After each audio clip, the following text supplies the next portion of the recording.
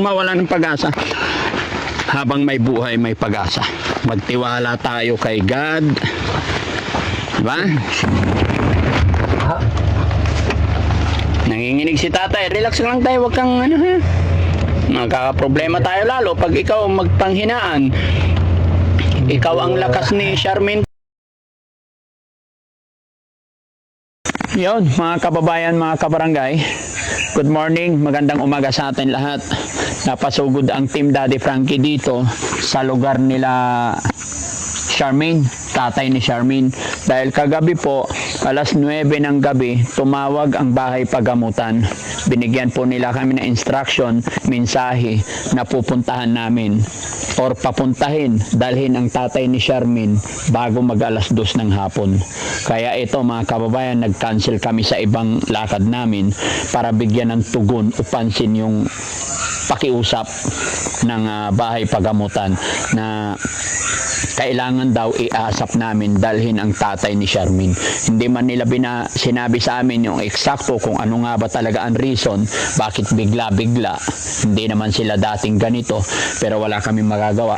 Ang sabi nila, kailangan madala namin ang tatay ni Charmaine bago mag alas 2 ng hapon.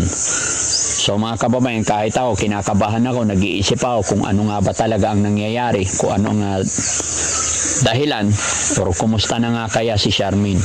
Gaya ng sinabi ko sa inyo mga kababayan, nakaraan po nung pinuntahan ko sila dito, nakausap ko naman sila na talagang gagawin daw nila ang lahat para kay Charmaine. Pero nagulat nga po ang team kagabi na alas 9 ng gabi, kailangan daw asap, punta kami, dalhin ang tatay ni Charmaine at hindi dapat lalagpas ng alas 2. Kaya dali-dali kami. Kaya mga kababayan, ngayon samahan nyo kami, nagmamadali kami para sunduin ang tatay ni Charmaine ngayon. Kung mapapansin nyo mga kababayan, 4 lang po kami ngayon dahil nahati na naman ang team kasi marami tayong beneficiary, marami tayong lakad, marami tayong schedule. Pero dahil tumawag nga ang bahay pagamutan na emergency or nagmamadali, kaya ito, wala tayong magagawa kundi sumunod. No? Kaya samahan nyo kami mga kababayan hanggang sa dulo ng bidyong ito. Ano nga kaya? Kumusta na nga kaya? Ipag-pray natin na sana okay lang si Ate Charmaine. Sana gumaling na po siya. Kaya lang medyo nakakabahala na pabigla-bigla yung pagpapatawag sa nanay ni Charmaine. Medyo malayo-layo pa naman, hindi biro-biro. Anong oras na?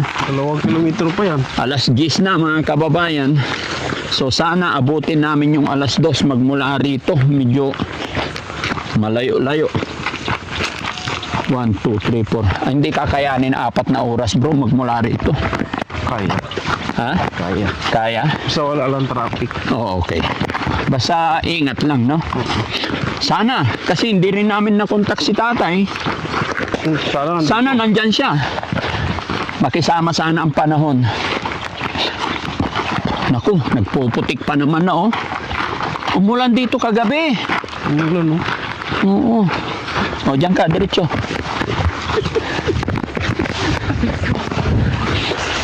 Baka mabanda mo. Ha? Baka mabanda mo. Mabandam? Oo. Ang bandam?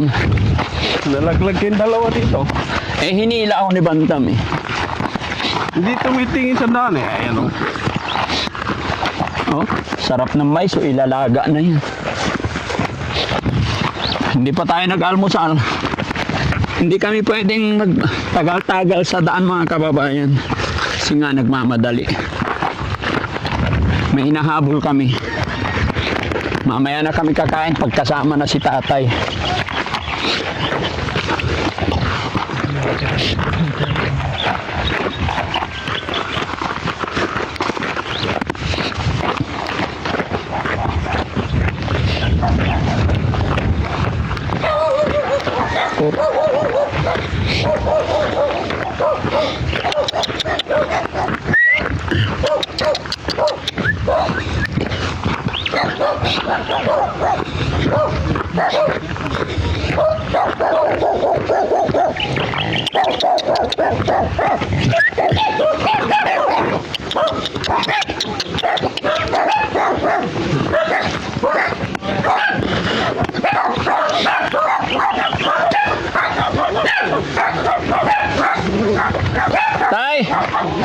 Good morning, tay.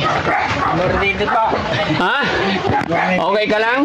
Ayos lang po. Tay, samahan mo kami, tay. Saan ka? Ah, tumawag kasi ang ospital kagabi, tay. Kailangan daw makarating tayo ngayon bago mag alas 2. Kaya sumama ka sa amin ngayon. Huwag kang mabibigla, tay. Bakit po? Hindi rin po nila sinabi sa akin kung ano, basta kailangan makapunta tayo, tay, bago mag alas 2. Ikaw ang kailangan, tay, yung tatay. Hindi sila nagsasabi sa akin kung ano. Kaya magdala ka lang ng jacket mo, tay. Okay na yan. Jacket lang po. Hello po. Sige, tay, kahit jacket lang, wala tayong sasayanging oras, panahon.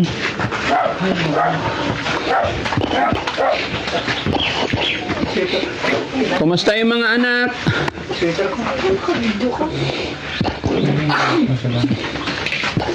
Kapatid natin kami. Siguro.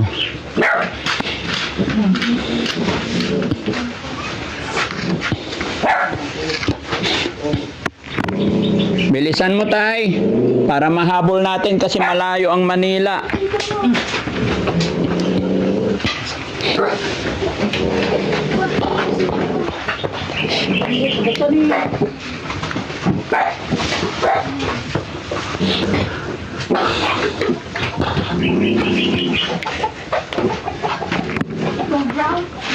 Itong brown ba?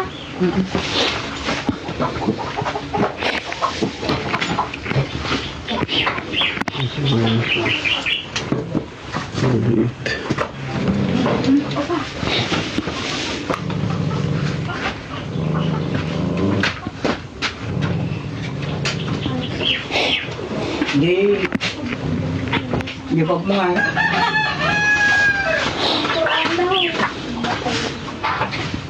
Ang tawid ko nga yan. Bakit nga?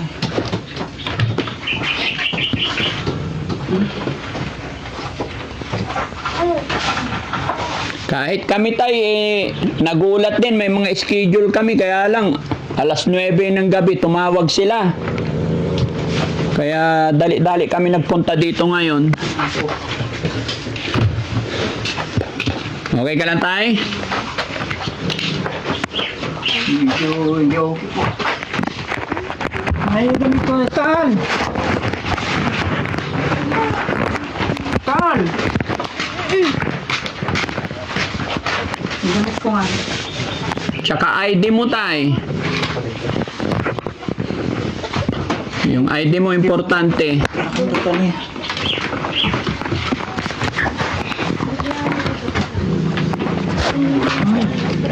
Yan, ID lang tayo, okay na yan. Basta may jacket ka po, ha?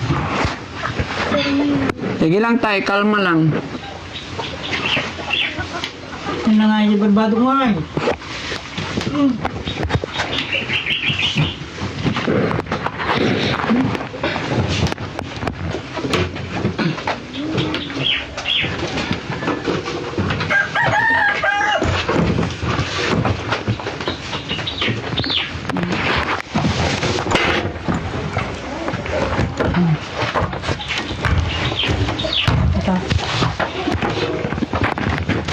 Kubangan si tatay, kinakakilo.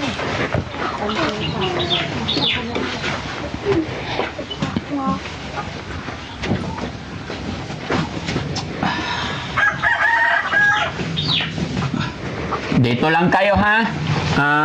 Mag-ready lang kayo. Hindi ko alam, baka pasundo ko rin kayo dito bukas, ha? Opo. Oo. Basta ready lang kayo, kalma lang kayo. Baka kung ano man, papasundo ko kayo bukas, no? Relax ka lang, tay, ha? Gagawin natin ang lahat gaya ng sinabi ko sa iyo nung nagpunta kami dito. Kinausap ako ng mga doktor na sabi nila ginagawa nila ang lahat at sabi nila sa akin na ipagdasal natin. Kaya magdasal lang po tayo para kay Ate Charmaine, para sa mga anak niya. Mga anak, hindi na kami magtatagal. Nagmamadali talaga kami. Wala kaming sasayangin ng oras kasi kailangan alas 2 andoon kami. Tara, tay? Ano po? Okay po.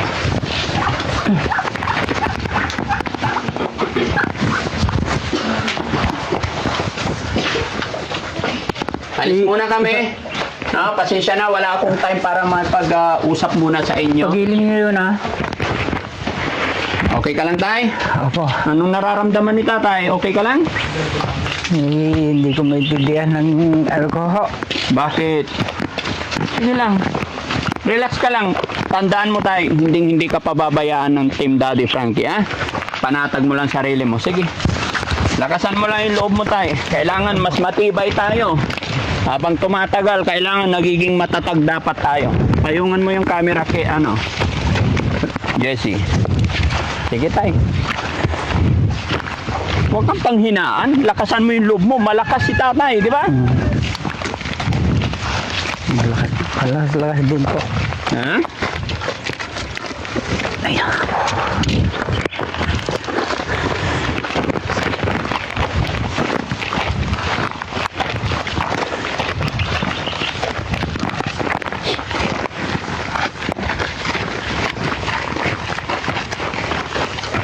Ba't umiiyak na si tatay? Huwag kang umiiyak, tay, ha?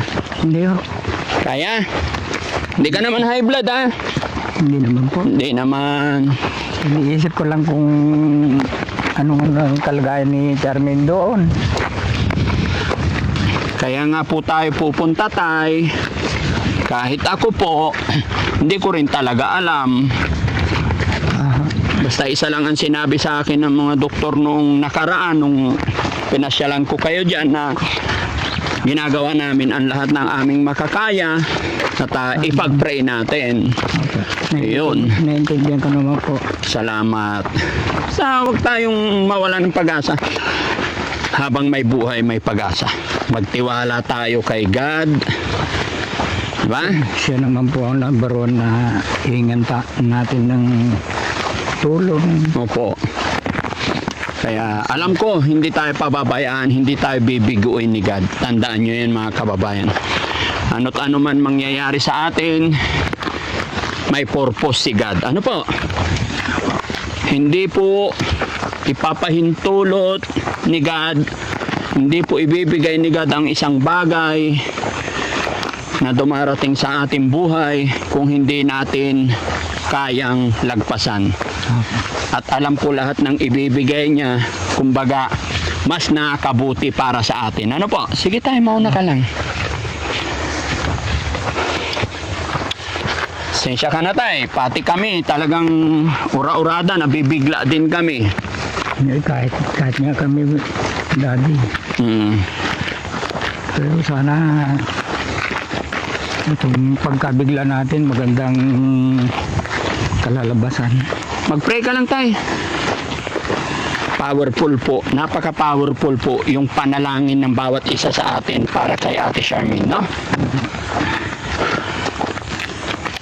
Sige tayo, magdasal ka lang.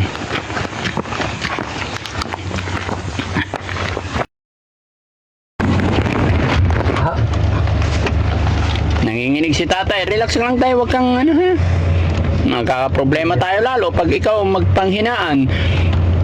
Ikaw ang lakas ni Charmaine, tay. Lalim ng hininga ni tatay, ha?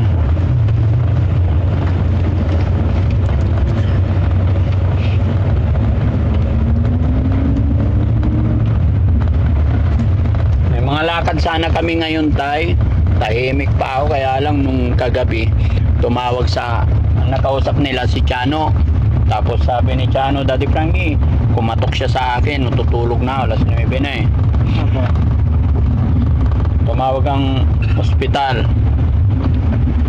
Punta raw tayo doon bukas, dalhin natin si tatay. Bago mag alas 2 dapat nandoon. Sabi ko agad-agad naman, yun ang sabi eh. Sabi ko wala man lang kahit one day, ura-urada. Oo, parang emergency na nga po eh. O, paano kung buti may sasakyan ng Daddy Frankie, paano kung wala, hindi kakayanin yun. Oo. Madidili talaga.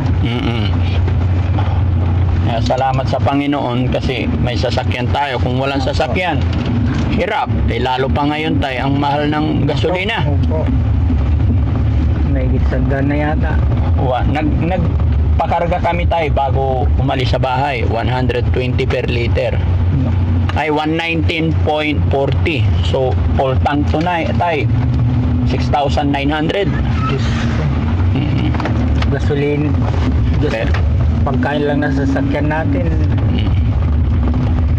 Libo-libo na. pero walang magagawa tayo. Kailangan nating gawin, sundin yung sinasabi nila para kay Charmaine. Makita natin yung kanyang sitwasyon, kung ano nga ba. Andun na yung anak mo tayo na may anak. Oo, siya yun, si Laika. Bakit nandun na tayo? Umuwi na dun sa'yo. Hindi rin ano lang nung mag-isang linggo pa lang siya. Oo. Bakit nandun na sila tayo? Kasi namumblema rin. Pero yung asawa ng anak mo, okay naman. Okay naman po, nagtatrabaho kasi dyan sa sa Pampanga. Oh, Pampanga? Apo. Oh. Nagpapadala yung asawa. Kaya namumblema rin kasi buwan yun nagpupunta sa pinakikikap yung bata sa Orgaita. 4-5 daw ang nagagasta, pera pa yung gamot. Oo. Kaya hindi ako makakaipon ng ganong kalaki pagka dahil sa 22 naman ang pick-up niya sa Ordaneta. Kaya umuwi na lang sa inyo para mas makatipid. Sige kako. Basta yung nandyan, yun ang kakainin natin. Sa bagay, matutulungan ng yung anak mo, tsaka bago mong apo na baby, matutulungan na siya ng anak ni Charmaine. Tuturuan na rin yung mga anak ni Charmaine. Sila ang nag-aalaga minsan. Oo. Lalo na kay Crystal. Sila nag-aalaga sa baby. Oo, tsaka para maging masaya yung bahay. Oo nga po eh. Di ba? Masaya pagdating mo tayo kung saan ka man nagpunta, nakita mo yung apo mo, di ba? Pati ako nag-aalaga na rin sa kanya. Oo, syempre. Kasi apo mo yun. Pag may gagawin si Laika, pag may pasok, pero wala nang pasok ngayon. Oo, bakasyon na. Inaantay na lang yung graduation nila. Okay. Sige. Basta kalma lang tayo ha. Relax lang. Mag-pray ka lang. Opo. Makarating tayo sa Maynila ng maayos at ligtas. Gabayan tayo ng Panginoon. Sana Sigad nga po. lang ang lahat. Opo. Kaya pagka nakalabas tayo ng highway, hanap tayo makainan. Kasi kahit kami tayo, alas 10 na. Hindi pa kami nag-aalmusal. Hindi na kami nakapagkape. Sa pag-aapura na. Opo. Ingat, Kuya Jesse ha. Importante yung kaligtasan.